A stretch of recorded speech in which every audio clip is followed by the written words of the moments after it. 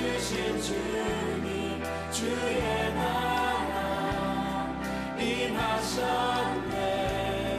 이 땅 위에 주님께 영광.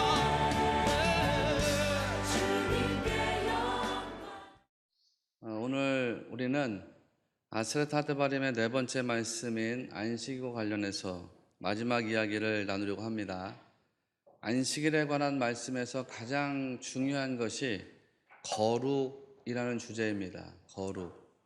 출애굽기 20장 8절 말씀이 우리말 성경에는 안식일을 기억하여 거룩하게 지키라 이렇게 표현되어 있지만 히브리어로는 지키라에 해당하는 단어가 없다고 말씀을 드렸지요. 원문으로 보면 그냥 거룩하게 하라 이런 뜻입니다. 그러니까 안식일을 기억하여 거룩하게 하라. 거룩하게 하라는 거예요. 거룩하게 하라. 그럼 이 거룩을 위해서 우리가 어떤 예배를 지향해야 되느냐, 이 거룩을 위해서 우리 예배가 어디를 향해야 하느냐, 요거를 오늘 생각해 보려고 합니다. 낸시 피어스라고 하는 분이 완전한 진리라는 책을 낸 적이 있는데 그 책을 보면 어거스틴이 말하는 두 도시, 즉 하나님의 도성과 인간의 도시를 진술하면서 이렇게 설명하고 있습니다. 우리의 행위가 하나님의 사랑에 의해 좌우되고 우리의 행위가 하나님의 사랑에 의해 지도를 받아 그분을 섬기는 데 바쳐질 때 그것은 하나님의 도시를 건설하는 데 기여하게 된다 그랬어요. 반면에 우리의 행위가 자기 사랑에 의해 충동되어서 죄스러운 목적을 섬기는 데 사용될 때 그것은 인간의 도시를 건설하는 데 사용된다. 이건 상당히 중요한 진리이기도 합니다. 어거스틴이 했던 말처럼 우리의 행위가 하나님의 인도를 받는 것이 중요하지요. 그래서 우리 성도들의 행위는 하나님을 섬기는 데에 바쳐져야 됩니다. 그럴 때 우리가 하나님의 도성을 건설하는 거에 기여하게 된다, 쓰임받게 된다는 것이죠. 그러나 우리의 행위가 자기를 사랑하는 것, 자기 욕망을 이루는 거에 사용된다면 인간의 도시가 만들어지는데 기여한다는 거예요. 그렇게 세속적이고 인간적인 도시를 만드는데 우리가 기여하게 된다. 불행한 일이죠. 또 그런 세속적이고 이기적인 인간의 도시에 성도들이 물들어가기 시작하면요, 성도가 가지고 있는 순결한 신앙까지도 훼손을 당하게 되어 있습니다. 그게 세상이라는 거죠. 이 세상은 우리 성도들이 가지고 있는 믿음을 어떤 식으로든지 퇴색시키려고 합니다. 그러니까 성도는 인간적이고 세속적인 일들을 자기로부터 끊어야 돼요. 인간적이고 세속적인 일들로부터 자기의 마음을 지켜낼 수 있어야 됩니다. 거짓된 거, 불의한 거, 부정적인 거, 원망하는 거, 불평하는 거, 그런 거로부터 자기 마음과 자기 영혼을 지켜낼 수 있어야 된다는 것입니다. 여러분, 오늘 그래서 다른 것은 생각하지 마시자고요. 거룩. 오늘은 거룩이 주제이니까 다른 거 생각하지 말고 거룩. 그거에 대해서만 여러분과 함께 생각하려고 합니다. 그래서 우리의 예배가 어디를 향해야 하는지에 대해서 묵상하고 그런 예배가 되도록 사모하시는 여러분들이 다 되시기를 주의 이름으로 소망합니다. 첫째로는 아무리 생각해도 거룩은 은혜의 단어라는 거예요. 아무리 생각해도 거룩이라는 단어는 은혜의 단어라는 거죠. 거룩이라는 단어에 대해서 다시 한번 생각해 보겠습니다. 창세기 31장에서 야곱의 이야기를 하면서 말씀드린 내용입니다. 거룩에 해당하는 히브리 단어 카도시, 구별되다, 분리되다 이런 뜻이라고 했죠. 그런데 카도시 그러면 그냥 단순하게 구별되다 혹은 분리되다 이런 뜻이 아니라고 했습니다. 그거는 어떤 존재가 있는데 그 존재가 존재다운 상태로 구별되어 있는 것을 카도시 이렇게 부른다고 말씀드렸죠. 어떤 하나의 존재가 그 존재다운 상태로 존재하고 있는 것. 하나님께서 창조주가 되셔가지고 세상에 피조물들을 만들었는데 창조주 하나님 만드신 피조물들이 하나님이 창조하신 그 목적 그대로 하나님이 창조하시고자 했던 그 상태 그대로 존재하는 것, 이것이 바로 거룩이라고 말씀드렸습니다. 그렇다면 인간이 언제 거룩해지는 것일까? 하나님이 우리를 지으신 목적이 있는데 그 목적대로 존재하는 상태가 될 때에 거룩, 인간이 거룩해진다고 이야기합니다. 하나님께서 인간을 창조하신 목적대로 존재할 때, 하나님께서 인간을 창조하신 목적대로 존재하는 그런 상태가 되었을 때 그 존재의 어떤 존재 다음으로 있을 때 그것이 거룩이라는 것이죠. 그렇다면 인간이 존재하는 목적이 무엇이냐, 그 중에 제1되는 목적이 무엇이냐라는 것을 살펴봐야 하겠죠. 웨스트민스터 신앙 소요리 문답의 첫 번째 고백이 인간의 제1되는 목적이란 하나님을 영화롭게 하고 그를 영원히 기뻐하는 것이다 그랬습니다. 인간의 첫 번째 되는 목적이 뭐냐? 하나님을 영화롭게 하고 하나님을 기뻐하는 것. 그러니까 인간이 하나님을 영화롭게 하고 하나님을 기뻐할 때 그 인간의 상태는 거룩의 상태가 되는 것이겠죠. A.W. 토저 목사님은 이걸 더 확실하고도 분명하게 표현했다고 했습니다. 그분은 말씀하기를 하나님은 예배를 위해 우리를 만드셨다. 이것이 우리가 창조된 이유이다. 그렇게 선언하죠. 그리고 계속해서 말합니다. 모든 것에는 존재의 이유가 있다. 우리가 가진 이유는 이것이니 곧 전능하신 아버지 하늘과 땅의 창조주를 예배하는 것이다. 그랬어요. 모든 피조물에는 존재하는 목적이 있는데 인간의 존재의 이유는 이것인데 그것은 전능하신 아버지 하늘과 땅의 창조주를 예배하는 것이다. 그랬어요. 그러니까 인간에게 있어서 거룩의 가장 중요한 기준은 하나님에 대한 예배입니다. 그래서 설교자들마다 예배에다가 생명을 걸어라, 예배에다가 생명을 걸어라 이렇게 말했던 것이죠. 그런데 여러분, 예배에 생명을 건다는 것은 어떤 때 가능하냐? 오로지 하나님만을 바라볼 때 그게 가능하단 말이에요. 십자가 구속의 은총만을 바라볼 때에만 예배에다가 생명을 걸 수가 있는 것이에요. 거룩이라는 것. 거룩, 그것은 하나님만 바라보기를 원하는 사람에게 임하는 은혜입니다. 그리고 신자가 거룩, 창조주 되시는 하나님이 원하시는 바로 그 상태, 창조주 되시는 하나님께서 지으셨던 목적한 그 상태가 되었을 때 하나님은 언제나 그 사람과 함께 하신다는 것을 여러분은 꼭 믿으셔야 합니다. 그것은 육적인 생명과 죽음도 초월하시는 은혜의 삶입니다. 하나님은 언제나 함께 하신다. 그렇게 하나님이 함께 하시는 사람의 고백들이 다 누구의 고백을 닮아갔냐면 사도 바울의 고백을 닮아갔어요. 영국의 청교도주의자들이 박해와 환란 중에 바울과 똑같은 고백을 했습니다. 빌립보서 4장에 나오는 바로 그 고백. 어떠한 형편에든지 나는 자족하기를 배웠노니 내게 능력 주시는 자 안에서 내가 모든 것을 할 수 있느니라. 여러분, 오늘 여러분도 어렵고 힘든 시절을 보내고 있지만 이 어렵고 힘든 시절 속에서 함께 하시는 하나님, 능력을 주시는 하나님이 여러분과 함께 하신다는 믿음 안에서 승리해 나가시는 복된 삶이 되시기를 소망합니다. 두 번째로는요, 왜 지성소의 의미가 중요한지를 알아야 하겠어요. 오늘 읽은 레위기 말씀은 이스라엘의 대속죄일 규례에 나오는 말씀입니다. 대속죄일이라고 하면 이스라엘에게 있어서는 상당히 중요한 날인데요. 종교력으로 따지면 이스라엘 종교력 7째 날 열흘째, 다시 말하면 종교력 7월 10일에 해당하는 날입니다. 이날에 대제사장이 지성소로 들어가서 하나님의 임재하심과 만나야 하는 것입니다. 그런 과정을 설명하는 것이 오늘 본문 말씀이에요. 그런데 이 지성소는 크게 3가지 특징이 있다고 말씀을 드렸죠. 첫 번째는 암흑의 장소라는 거예요. 제사장이 성전 뜰에 들어서면 성전 뜰에는 태양의 광선이 비춰줍니다. 거기서 성소 안으로 들어가면 성소 안에는 황금 등대가 있어가지고 그 등대 촛불이 성소 안을 밝혀줍니다. 그런데 지성소 휘장, 히브리 말로 카포레트, 그 휘장 너머로 들어가서 지성소 안을 들어가게 되면 지성소 안에는 아무런 빛이 없습니다. 거기는 완전히 암흑입니다. 왜 암흑이냐? 빛 되신 하나님, 빛 자체가 되신 하나님께서 임재하시는 처소이기 때문에 어떤 빛도 필요하지 않다는 것이지요. 두 번째는 지성소가 순금으로 도배되어져 있는 정육면체 공간이라는 것입니다. 순금은 순결을 상징하고요. 정육면체 방이라고 하는 것은 아주 정확하고 무오하다라는 뜻입니다. 한마디로 지성소의 두 번째 특징은 순결한 장소라는 뜻이지요. 순결한 장소. 세 번째 특징이 중요한데 그곳이 바로 침묵의 장소였다는 것입니다.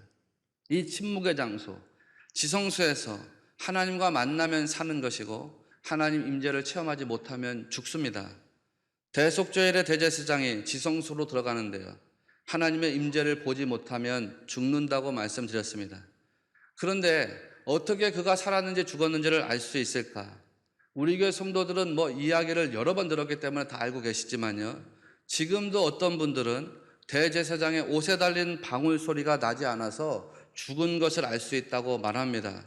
전혀 잘못된 상식이라고 그랬지요. 그것이 아니라고 분명히 말씀드렸습니다. 본래 제사장의 옷에는 금방울이 달려있는 것이 맞아요. 출애굽기 28장 34절과 35절. 그 옷 가장자리로 돌아가며 한 금방울 한 석류, 한 금방울 한 석류가 있게 하라. 아론이 입고 여호와를 섬기러 성소에 들어갈 때와 나올 때에 그 소리가 들릴 것이라. 그리하면 그가 죽지 아니하리라. 원래 제사장 옷에는 방울이 달려있는 것이 맞아요. 그래서 방울 소리가 나게 돼 있어요. 방울은 그런데 기쁨의 상징이고 계시의 상징이라고 말씀드렸죠. 그러니까 제사장이 자기 옷을 입고 방울 소리를 낸다는 것은 그가 어디를 가든지 기쁨의 근원이 되고 계시의 근원이 되어야 된다는 뜻이라고 했습니다. 우리가 신약 성서에서 말하는 왕 같은 제사장이라고 인정하고 우리 스스로가 왕 같은 제사장이라고 믿고 있다면 제사장 된 우리는 어디를 가든지 기쁨의 근원이 되어야 하고 말씀의 근원, 복음의 근원이 되어야 한다라는 것을 뜻하기도 합니다. 그런데 지성소에 들어갈 때는 달라요. 지성소에 들어갈 때는 어떻게 해야 되느냐? 오늘 우리가 읽은 레위기 16장 대속죄일 규례에 자세히 나와 있는데 그 대속죄일 규례에 따르면 제사장 옷을 벗어야 합니다. 첫 번째로는 자기가 입고 있던 제사장 옷을 벗어야 해요. 두 번째로는 물로 자기의 몸을 깨끗하게 씻어야 하고 세 번째로는 세마포 옷으로 갈아입고 지성소 안으로 들어가야 한다는 거예요. 그것이 오늘 우리가 읽은 말씀의 핵심입니다. 지성소 깊은 곳으로 들어갈 때 대제사장은 세마포로 된 옷으로 갈아입습니다. 그런데 이 세마포로 된 옷에는 방울이 달려있지 않거든요. 그러니 지성소로 들어갈 때 처음부터 거기는 아무런 소리가 나지 않는다는 거예요. 지성소는 빛이 없는 암묵의 장소, 그리고 순결의 장소, 그리고 무엇보다 침묵의 장소였다는 것이죠. 그렇게 암묵과 순결과 침묵의 장소로 들어가는 제사장은요, 기대감과 두려움을 가지고 지성소 안으로 들어갑니다. 성경에서 보면 예수님의 무덤과 관련한 아주 짧은 에피소드를 소개하고 있는데 그 이유가 무엇이라고 했던가요? 예수님의 무덤을 지성소와 같은 곳으로 이해하고 생각했기 때문입니다. 아니, 믿었기 때문이죠. 성경은 예수님을 대제사장이라고 증거합니다. 그래서 대제사장 되신 예수님의 무덤을 지성소가 가진 동일한 특징으로 나열해 놓았어요. 왜냐하면 지성소로 대제사장이 들어가 하나님 임재를 체험해야 그가 살아서 대속죄일 규례를 시행할 수가 있기 때문입니다. 그가 살아 나와야지만 하나님이 구속하시고 구원하시는 또 죄를 용서하시는 은혜가 이스라엘 모든 백성에게 흘러갈 수 있기 때문이거든요. 그래서 예수님의 무덤은 짧은 에피소드로 소개되어져 있지만 지성소가 가진 동일한 특징이 표현되어져 있습니다. 성경은 예수님의 무덤을 동굴 무덤이라고 했지요. 동굴 무덤. 동굴 속에 빛이 들어갈 수 있을까요? 없을까요? 동굴로는 빛이 들어갈 수가 없어요. 동굴 무덤. 그곳은 바로 어둠의 장소였다. 흑암의 장소였다는 사실을 우리에게 알려주려고 합니다. 지성소의 두 번째 특징이 순결이라고 말씀을 드렸는데요. 예수님의 무덤을 성경은 다음과 같이 증거하고 있습니다. 누가복음 23장 53절. 아직 사람을 장사한 일이 없는, 한 번도 장사 지낸 적이 없는 무덤, 한 번도 써보지 않았던 무덤, 다시 말하면 순결한 장소라는 뜻이죠. 세 번째로 가장 중요한 특징이 남아 있습니다. 예수님 무덤에 들어가실 때 소리가 있었다고 그랬습니까? 없었다고 그랬습니까? 질문이 어렵다면 이렇게 바꿔서 한번 다시 물어보죠. 예수님이 무덤에 들어가실 때 살아서 들어가셨던가요? 죽어서 들어가셨던가요? 그러니까 지성소의 세 번째 특징인 침묵의 장소라고 하는 것은요, 대제사장도 이와 똑같이 죽어서 들어가는 곳이라는 뜻을 가지고 있습니다. 그래서 대제사장은 지성소에 들어갈 때에 세마포 옷을 입고 들어가는 거예요. 나는 다 죽었습니다. 예수님도 세마포 옷을 입고 무덤으로 들어가신 것이 아니라 지성소로 들어가신 거예요. 이렇게 암묵의 장소, 순결의 장소, 침묵의 장소로 대속죄일에 대제사장에 들어가죠. 거기서 하나님 임재를 보면 살고요, 거기서 하나님 임재를 보지 못하면 죽어요. 이것이 지성소의 아주 중요한 의미입니다. 마지막으로 그래서 성도는 지성소 깊은 곳에서 하나님과 만나야 하는 거예요. 앞서 말씀드린 두 번째 의미, 그 지성소의 의미는 오늘날에도 마찬가지입니다. 성도는 지성소 깊은 곳으로 나가서 하나님의 임재와 만나야 합니다. 지성소 깊은 곳으로 나가서 하나님을 만나야 하는 것이 성도인데요. 그 성도가 하나님의 임재를 보지 못했다고 한번 생각해 보시자고요. 그 성도가 하나님의 임재와 만나지 못했다고 한번 생각해 보시자고요. 그분은 죄송하지만 예배를 드리긴 드렸지만 영혼과 마음이 살아날 수는 없습니다. 더 극단적으로 말하지만 하나님의 임재를 체험하지 못한 사람은 예배를 드렸어도 그 영혼과 마음은 죽은 상태 그대로일 수밖에 없습니다. 우리 중에 어떤 분들은 이런 것을 경험해 보았을 거예요. 예배당 가서 예배를 드렸지만 예배가 끝나고 나가면서 부정과 불평, 원망과 두려움, 그에 오히려 내 마음이 사로잡히고 붙잡혀 있다는 것을 체험적으로 경험하신 분이 있을 것입니다. 왜? 하나님의 임재와 만나지 못했기 때문이거든요. 반면에 하나님의 임재를 만나면, 하나님의 임재를 체험하면 살아난다는 거죠. 하나님의 임재를 체험하면 영혼이 살아나고 마음이 살아나고 인생이 살아난다는 거죠. 마음과 영혼이 기쁨과 감사로 채워지고 은혜와 어떤 평강으로 충만하게 채워지게 된다는 겁니다. 우리 중에는 또 이런 경험을 하신 분들이 있을 거예요. 인생이 괴롭습니다. 세상에 나가서 낙심했습니다. 세상에 나가서 실패했습니다. 세상에 나가서 분노했습니다. 그런데 주일에 예배당에 나와서 하나님과 만난 거예요. 하나님의 임재를 체험한 거예요. 그래서 하나님이 내 영혼을 만져주시고 나를 위로하시는 손길을 경험하는 거예요. 내 마음이 말할 수 없는 낙심과 좌절감, 슬픔, 수치감, 분노 이런 것들로 가득했는데 예배가 끝나고 나갈 때 하나님과 만나고 난 다음에 위로와 평강을, 기쁨과 감사를 체험한 채로 나가게 되는 것. 여러분 다 이런 경험이 있을 것입니다. 그래서 하나님 임재를 체험하는 것이 이렇게 중요하다는 것이지요.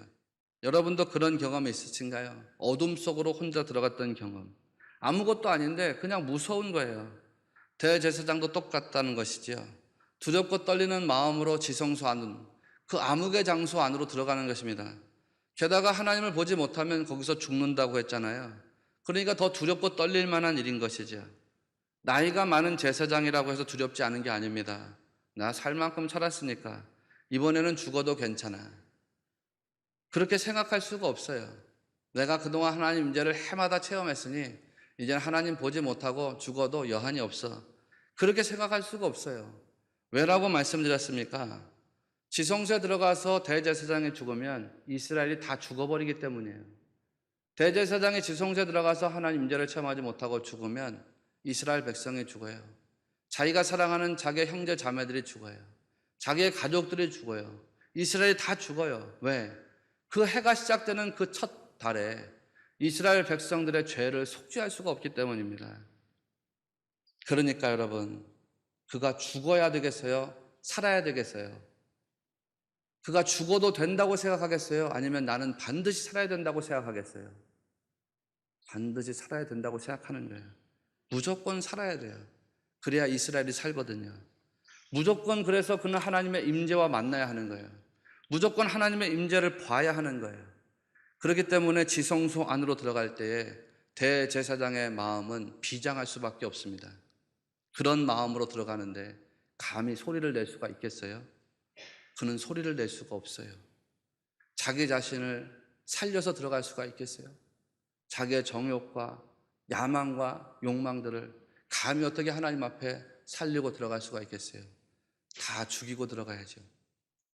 침묵과 암흑뿐인 곳에서 대제사장의 초점은 오로지 딱 한 가지뿐이라는 것입니다. 오직 하나님과 만나는 것, 하나님의 임재 체험, 그것뿐이라는 거예요. 거기에 빛이 있으라. 태초에 하나님 말씀하셨던 것처럼 빛이 있으라. 하나님 임재의 불꽃, 쉐키나라고 하는 그 영광스러운 불꽃, 모세가 만났던 떨기나무 불꽃 속에서 주님 만났던 불꽃은 있는데 사그라지지 않는 그 불꽃, 하나님의 영광스러운 임재와 만나게 되면 거기서 사는 거예요. 그런데 그게 없으면 그 자리에서 죽어지는 거예요. 사랑하시는 여러분, 우리가 지성소 깊은 곳으로 나아가서 예배한다고 하지요. 우리는 지성소 깊은 곳으로 나갈 때 세속적인 더러움, 그걸 다 버려야 합니다. 그것뿐만이 아니에요. 여러분이 가지고 있는 사명까지도 다 주님 앞에 내려놓아야 한다는 거예요. 그리고 오로지 하나님의 임재를 사모하면서 침묵과 암흑, 순결의 장소 앞으로 나가게 되는 거예요.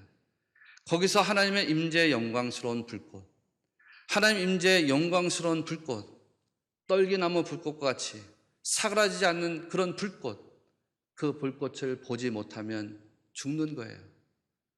그러나 반면에 그 영광스러운 하나님의 임재를 보게 되면, 그 영광스러운 하나님의 불꽃과 만나게 되면, 하나님의 임재를 체험하게 되면 사는 거예요. 영혼도 사는 것이고 인생도 살아나게 되는 거예요. 여러분에게 예배하는 현장에서 이런 믿음의 역사가 시간마다 때마다 일마다 일어나게 되시기를 소망합니다.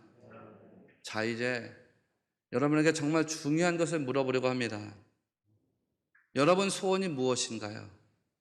자녀들이 좋은 대학에 입학하는 거, 자녀들이 좋은 직장에 취업하는 거, 어떤 취업의 문이 열리고 결혼의 문이 열려지고 사업이 번창하는 거, 어떤 위협적인 질병에서 치유를 받는 거, 가정의 문제가 해결되는 거, 무엇가 여러분의 소원이신가요?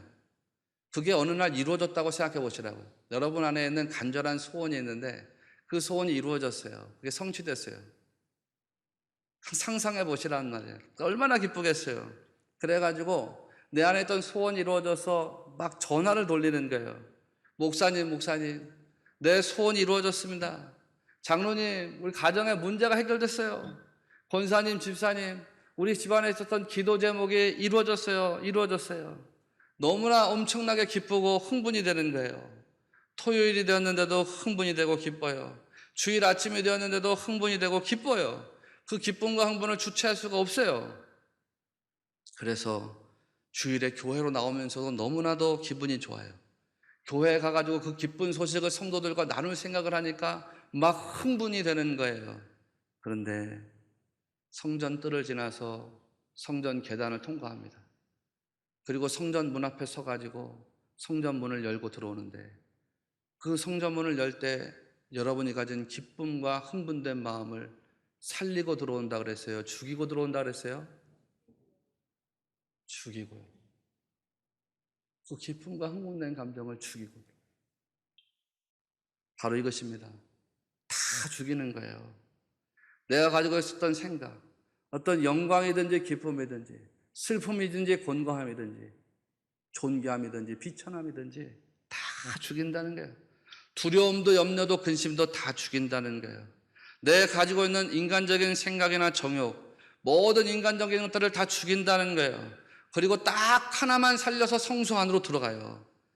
그 딱 하나만 살려서 들어가야 하는 것이 무엇이냐면 내 마음과 영혼이 하나님을 향하는 거예요. 하나님, 이곳에 임하시옵소서. 하나님, 내 안에 자정하시옵소서. 바로 이거예요. 여러분, 그러면 끝난다는 거예요.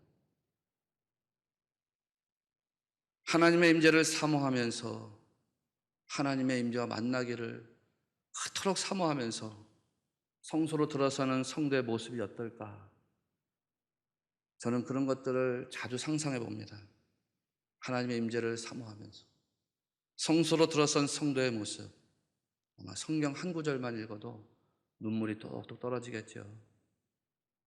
여러분, 우리가 이렇게 예배 드려야 한다는 거예요. 이렇게 예배의 자리로 나아갈 때, 그렇게 지성소 의식을 가지고 지성소 깊은 곳으로 나아가서 하나님 만나기를 사모할 때 하나님께서 영광을 받으시고 성도들에게 은혜와 기쁨이 충만하게 된다는 사실을 꼭 믿으시기 바랍니다. 아마 그런 분들 전도하지 말라 그래도 전도할 거예요. 뭐 봉사하지 말라고 해도 봉사할 거고, 기도하지 마라 그래도 막 기도할 거란 말이에요. 부흥이 되지 말라고 막 뜯어 말려도 부흥이라는 게 저절로 일어날 거예요. 하나님을 체험하면, 하나님을 보면 그렇게 된다는 거예요. 그러니까 결국 믿음이라는 게 뭐냐? 결국 믿음은 보는 거예요. 보는 거. 하나님을 보는 것이고 하나님의 말씀이 내 안에 들어와서 보여지는 게 믿음인 거예요. 그렇게 여러분에게 말씀이 보여지고 하나님의 임재가 보여지고 체험되어지고 영원한 생명이 날마다의 삶에서 깨달아지게 되시는 그런 은혜가 충만하시기를 주님의 이름으로 축원합니다.